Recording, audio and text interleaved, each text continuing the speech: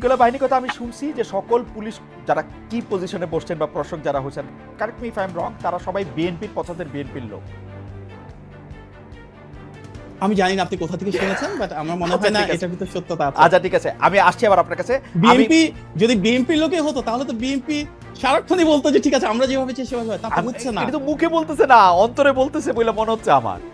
যাই হোক, আমরা গত 16 বছর সবচেয়ে মজলুম দল, বিচারিতার দল আমরা না। না এই অভিযোগটা কারণ না, এটা আমি মজলুম দল সেটা আমি মানি। সবচেয়ে মজলুম দল আপনারা নাকি জামাতে ইসলামী? আপনারা জামাতে ইসলামী। আপনারা সবচেয়ে বড় দল মানে, কিন্তু সবচেয়ে বড় দল মানে সবচেয়ে বেশি সমর্থক বা রাজপথে সবচেয়ে বেশি মানুষ, তাই না? সবচেয়ে বেশি মামলার শিকার, হামলার শিকার, গুমের শিকার, শহীদের শিকার। একটু আগে দেখলাম নাসির পাটোয়ারি ভাই বললেন যে রক্তের উপর দাঁড়িয়ে অনেক মানুষ এখানে জীবন দিয়েছেন। আমি ওনাকে বিনয়ের সাথে প্রশ্ন করতে পারি, সবচেয়ে বেশি জীবন কারা দিয়েছেন? আমাদের দল। সবচেয়ে বেশি হামলার শিকার কারা হয়েছেন এই গণ অভ্যুত্থানে? আমাদের দল। সবচেয়ে বেশি সমর্থক নেতা কর্মী কাদের নেমে এসেছেন? আচ্ছা, আমার মনে হয় হ্যাঁ অবশ্যই হ্যাঁ নাসিরুদ্দিন পাটোয়ারি, আপনি যদি ওই জায়গা থেকে শুরু করেন যে আসলে প্রথম এই যে হামলা, কারো উপরে একদম বিচার করে ফেলা, চল দেখা আসি, এইটার মধ্যে এটা শেষ করে দেই, এগুলো আপনারা শুরু করছিলেন আসলে, বা আপনাদের কাছাকাছি জায়গা থেকে শুরু হয়েছিল, আপনাদের সমর্থন ছিল। এখন কি এটা একটু আয়ত্তের বাইরে চলে গেছে কিনা? মানে সারা বিশ্বের কাছে যখন একটা বিনিয়োগ বোর্ডের একটা মিটিং হচ্ছে, তখন আমরা এটা কি প্রমাণ করলাম? ইসরায়েলের বিরুদ্ধে আমাদের প্রতিবাদ জানাইতে গিয়ে জুতার দোকানের জুতা লুট করে নিয়ে আসা, কি প্রমাণ করলাম?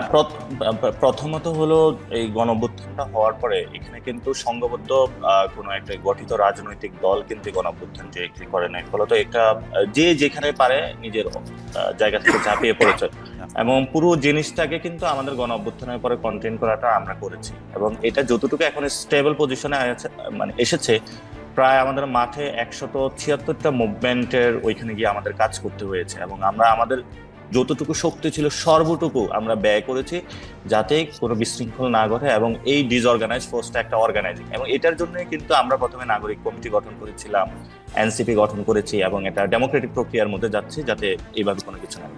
আর দ্বিতীয়ত যে বিষয়টা, এটা তো খুবই নিন্দনীয় কাজ যে ঘটনাটা ঘটেছে, এবং আমাদের কিন্তু রাজনৈতিক এডুকেশন, আমরা বারবার বলে থাকি যদি আমরা বিএনপি এনসিপির এই মেজারমেন্টের মধ্যে থাকি, কিন্তু আমাদের মূল জায়গাটা আমরা যেটা কাজ করতে হবে, আমাদের দেশের যে পলিটিক্যাল কালচারের জায়গাটা থেকে মব জায়গাটা, এটা কিন্তু আগেও ছিল। আগেও বয়কট সেশন এসেছে, বিভিন্ন জায়গায় সংঘবদ্ধ হামলা হয়েছে এবং বিভিন্ন সময় কাজগুলো হয়েছে, কিন্তু আমাদের সামনে এখন সুযোগ এসেছে যে আমরা এগুলা বন্ধ করব কিনা, এটা আমাদের সামনে সুযোগটা এসেছে।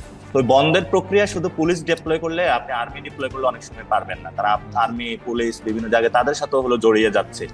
এটার জন্য হলো জনগণকে বিভিন্ন জায়গাতে রাজনৈতিক দলগুলোতে হলো এগিয়ে আসতে হবে, এবং এটা যেটা ছাত্র দলের উদাহরণটা এসেছে খুব ভালো, এবং আমরাও কিন্তু মন্দির পাহারা দিয়েছিলাম, এনসিপিও কিন্তু ওই জায়গায় সার্বক্ষণিক কাজ করতেছে যাতে হলো এই ধরনের কোনো প্রক্রিয়াগত মানে কাজগুলো না ঘটে। এবং ভবিষ্যতে এই ধরনের যখন প্রথম আলোতে হামলার কথা হয়েছিল, অনেকেই সেখানে গিয়েছিল, আমি নিজেই সেখানে যোগাযোগ করে গিয়েছি, এবং আমি তাদেরকে বলেছিলাম যে কোনো পরিস্থিতিতে আমরা প্রস্তুত আছি, কারণ যদি কারো বিরুদ্ধে সুনির্দিষ্ট কোনো অভিযোগ থাকে, সেটা আইন আছে, আদালত আছে, এবং আপনি সেখানে বলতে পারেন, কিন্তু এই ভিত্তিতে করা উচিত না। ফলে আমাদের সামগ্রিক সংস্কৃতিটা চেঞ্জ করতে হবে। এটা যদি আমরা করতে না পারি, তাহলে ভবিষ্যতে আপনি বিএনপি আসুক, যে কোনো দলে আসুক, একই সিস্টেম চলতে থাকবে। এক নাম্বার। দুই নাম্বার জিনিসটা হলো, হ্যাঁ যেটা 2 নম্বর হলো অর্থ বিলের যে বিষয়টা আপনি আমাকে সংশোধনী দিয়েছিলেন, আমার মনে হয় আপনারা আরেকটু রিভিউ করবেন, সেখানে কর আরোপ এবং আরো কিছু বিষয় আছে যেগুলো নিয়ে আমি আপনাকে পড়ে শোনাতে পারি অর্থ বিলের মধ্যে কি কি ইনক্লুডেড। অর্থ বিলের বাইরে আসলে সরকারের কোনো ব্যয় সম্ভব না, অর্থ বিলের সরকারের কোনো ব্যয় সম্ভব না। ব্যয়ের ক্ষেত্রে যেটা হলো আমরা কর আরোপ থেকে শুরু করে যে বড় বড় প্রক্রিয়াগুলোতে, সেখানে আমরা চাইনি যে কোনো বাধাগ্রস্ত সৃষ্টি হোক বা নিজের স্বার্থের জন্য কেউ ফ্লোর ক্রস করুক, কিন্তু হলো স্বাধীনতার জন্য যে নিজের ভিউজ গুলা প্রকাশ করার জন্য সেখানে কিন্তু আমরা মতামত দিয়েছিলাম। মানে আপনারা অর্থ বিলের ব্যাপার, তো আমি আবার বলি, সরকারি দলের সংসদ সদস্য বা সরকারি দলের মন্ত্রীরা যে বিল উত্থাপন করবেন সবগুলো অর্থ বিল হইতে বাধ্য, কারণ সেটার সাথে টাকা পয়সা সব, মানে আপনি টেকনিক্যালি আমি বলি, আপনি এটা ছাপায় আনবেন তো তখনই এটার সাথে টাকা পয়সা ইনভলভ হয়ে যাবে। আপনি অর্থ বিল ছাড়া সরকার কোনো বিল করতে পারবে না, সবই অর্থ বিল করতে পারবে না, সবই অর্থ বিল। একটা হাউস অ্যালাউন্স থাকে, হ্যাঁ, যখন আপনি বলেন অর্থ বিল করতে পারবে না, তখন হচ্ছে আসলে প্র্যাকটিক্যালি কিছু করতে পারবে না আর কি, মানে প্র্যাকটিক্যালি কিন্তু হলো তার ভিউজ গুলা এখন যেটা হয় আমাদের মানে দাঁড়ায় থেকে আপনাকে একটু নিন্দামন্দ করতে পারবে যে আমাদের মন্ত্রী নাসিরুদ্দিন পাটোয়ারি এটা ভালো কাজ করে না, এগুলি বলতে হবে, তাই তো? সেটা তো প্রধানমন্ত্রীর যে দলীয় ফোরামের বাইরে উনি যাইতে পারবে কিনা, সেখানে আমরা মনে করি স্বাধীনতা থাকবে। এবং এটার কোনো যদি অর্থ বিল আসে সবকিছু হয়, সেখানে হলো তার সমালোচনা করা যায়, যেটা এখন নাই। আমরা সেই মনে করি সেই সুযোগটা হলো ভবিষ্যতে থাকা উচিত। আর ভবিষ্যৎ বাংলাদেশের রূপরেখাতে আপনারা যে কথাটা বলেছিলেন, যে এটা বিএনপি হোক, আওয়ামী লীগ হোক, যে কেউ হোক না কেন, ডক্টর ইউনূস সাহেব এখনো আছেন। ভবিষ্যতে যদি আমরা সংস্কৃতির ক্ষেত্রে চেঞ্জ না করতে পারি, আমরা কোন দল, যে দলই বাংলাদেশে যত সুন্দর দল নিয়ে আসুক, জনগণের সামগ্রিক জায়গা থেকে পরিবর্তন করতে হবে। আর আপনি যে নিউজগুলোর কথা বলেছেন, আমিও প্র্যাকটিক্যালি গ্রামে দিয়ে গিয়ে দেখেছি, সামাজিক ভাবে আমাদের অনেক পরিবর্তন করতে হবে। আপনাদের নিউজগুলি তো বলি নাই, আপনাদের নিউজগুলি কি একটু বলবো? আপনাদের নিউজগুলি কিন্তু হচ্ছে যে আরো মারাত্মক। আপনারা টেলিফোন করে চিফ জুডিশিয়াল ম্যাজিস্ট্রেটকে সরায় দেন যে আপনাদের এখানে নিয়োগের জায়গা থেকে এটা করতে হবে। আপনারা প্রায় প্রতিটা উপজেলা এবং জেলা সরকারি কর্মকর্তাদের অফিসে এই যে ধরেন ছোটখাটো যে কোনো নিয়োগ এগুলির পাইলেই আপনারা ঝাঁপায় পড়েন। আপনারা প্রতিটা থানায় ফোন করেন, ফোন করে করে বলেন আমি সমন্বয় কমুক।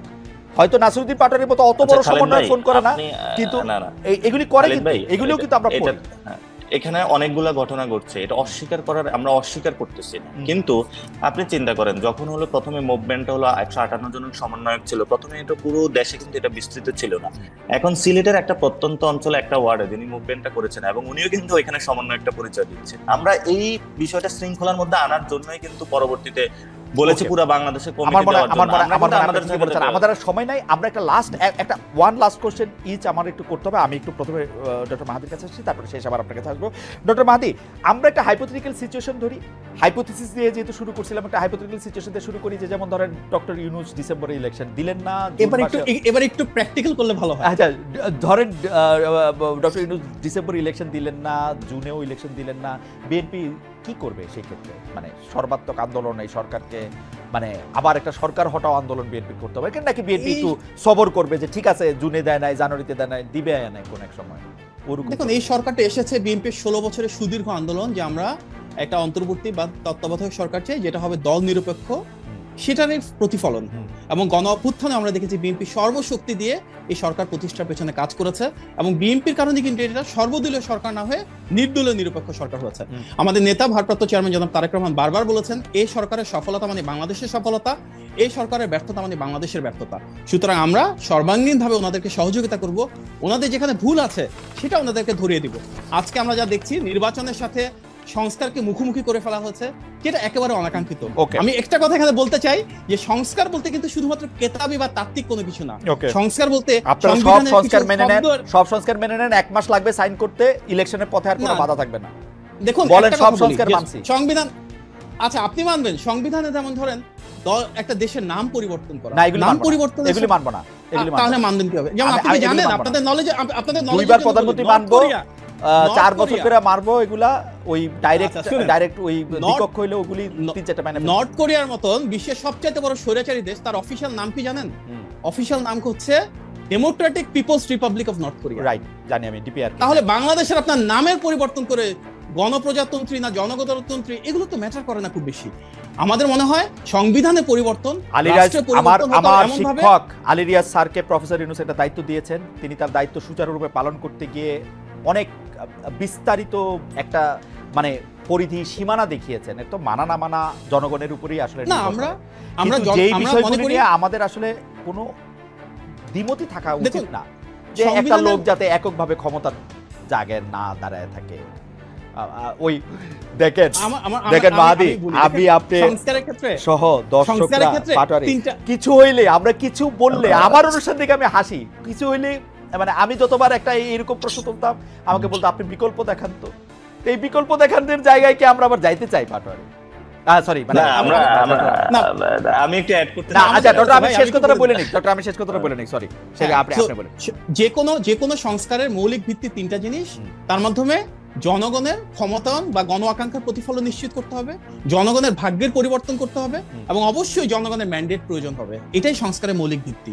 আর সংস্কার বলতে আমরা শুধুমাত্র যারা ক্ষমতায় থাকবে তাদের পাশাপাশি যারা বিরোধী দলে থাকবেন ওনাদের ব্যাপারটা পরিচালনা করতে হবে, ওনারাও যেন দায়িত্বশীল হন। আপনি ভালো ছাত্র, আপনি একটা সুন্দর উত্তর দিয়েছেন, 10-এ 10 পেয়েছেন। আমি একটু জনাব নাসিরউদ্দিন পাটোয়ারির কাছে যাই। আপনার তাত্ত্বিক ব্যাখ্যা আমাদের খুব ভালো লেগেছে।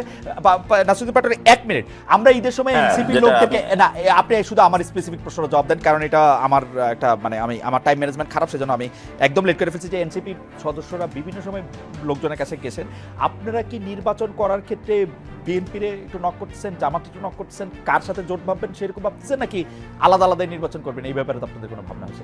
না, এটা একদমই আমরা আমাদের জায়গা থেকে একটু সাংগঠনিক শক্তি বৃদ্ধি করি, তারপরে পরিস্থিতি অনুযায়ী বিবেচনা করবে যে কোন দিকে যাবে। তো এটাতে আমি কোনো একদম ওপেন উত্তর দিতে চাই, আমরা কোনো স্ট্র্যাটেজিক উত্তর দিতে চাই না। 1 নম্বর। 2 নম্বর জিনিস হলো, কিছু পূর্বে কোশ্চেন করেছিলেন যে যেটা মাহাদি ভাই বললো, গত 15 বছরে বিএনপি একমাত্র যদি বলে আন্দোলন করে, তাহলে অধিকাংশ জনগণকে কিন্তু তুচ্ছ তাচ্ছিল্য করা হচ্ছে এটাতে। কারণ আমি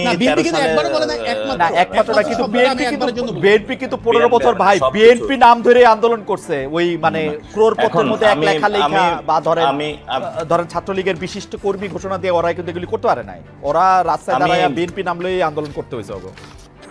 আমি বিনয়ের সুরে মাহাদি আমিন ভাইকে জিজ্ঞেস করতে চাই যে গত 15 বছরে যে মানুষগুলা গুম হয়েছিল, খুন হয়েছিল, আপনি কি এই গত 7-8 মাসে একটু তাদের বিচার প্রক্রিয়ার জন্য যে মানুষগুলো যাতে তাদের বিচারটা হয় একবার একটা প্রশ্নটা তুলেছে? আমার মনে প্রতিবারই মানে, এবং আমি নিজেই শুনছি যে ওরা তোলে। আমি নাসির ভাই আপনাকে অনুরোধ করব, আমি অনুরোধ করব আমাদের ভারপ্রাপ্ত চেয়ারম্যান আমি তারেক সাহেবের পক্ষে শুনছি, বেশ কয়েকবারই উনি এটা বারবার বলেছি, শুনেছেন। কিন্তু আর আমরা এইজন্যই এখনো লুনা আপু বিভিন্ন জায়গায় কান্না করে তো যাচ্ছে, ইলিয়াস ভাইয়ের থেকে শুরু করে আমরা জিনিসগুলোকে ধারণ করি। এবং আমি আপনাকে একটু বিনয়ের সুরে বলতে চাই, যখন হলো গত 2013 সালের পরে আমি ইন্টার পাস করেছিলাম, আমাকে পুরো রাত রিমান্ডে নিয়ে উপরে মাথা দিয়ে নিচের দিকে মাথা দিয়ে উপরে পা দিয়ে পিটাইছে, তখন কিন্তু আমি বিএনপি করতাম না। তো আমি সেখানে দেখছিলাম ক্লাস 7 এর বাচ্চা ছিল, অসংখ্য মানুষ যারা কোনো দলই করে না। এগুলি বিচার মানে আমাদের সময় আর নাই, আপনারা এগুলি বিচার চান, বিএনপি এগুলি বিচার চায়। আমার ধারণা বিএনপি এবং এনসিপির মধ্যে আসলে যতটা পার্থক্য আছে ততটা তাত্ত্বিকই পার্থক্য আছে। ভোটের মাঠে আপনারা নিশ্চয়ই যেটি আমরা তো একই এমনি, কিন্তু আমরা একই জায়গায়, হ্যাঁ, তাত্ত্বিক পার্থক্য আছে। এবং আপনারাও নিশ্চয়ই আপনাদের মানে যেটাকে বলা হচ্ছে যে ইশতেহার, সেই ইশতেহার নিয়ে আমাদের সামনে আসবেন। আমরা একটা জমজমাট একটা নির্বাচন দেখবো, একটা ভোটের উৎসব দেখবো, যেটা 17 বছর ধরে সম্ভব হয় নাই। জি, 30 জন প্রার্থীর নামও ঘোষণা করেছেন, এর জন্য কংগ্রাচুলেশন। এটা না আমি এটা ক্লিয়ার করি, এটা আপনারা পত্রিকা মারফত জেনেছেন, কিন্তু আমরা এটা এখনো দলীয়ভাবে ঘোষণা দেই। যখন আপনারা নিশ্চয়ই দলীয়ভাবে ঘোষণা দিবেন, জনাব নাসিরউদ্দিন পাটোয়ারি এবং ডক্টর নিবন্ধনের পর ইনশাআল্লাহ আমরা দেখব। আপনাদের অনেক ইনশাআল্লাহ আমরা অনেক প্রাণবন্ত একটা আলোচনা শুনলাম। আমরা দর্শকদের কাছে বিদায় নিতে চাই। ধন্যবাদ সকলকে।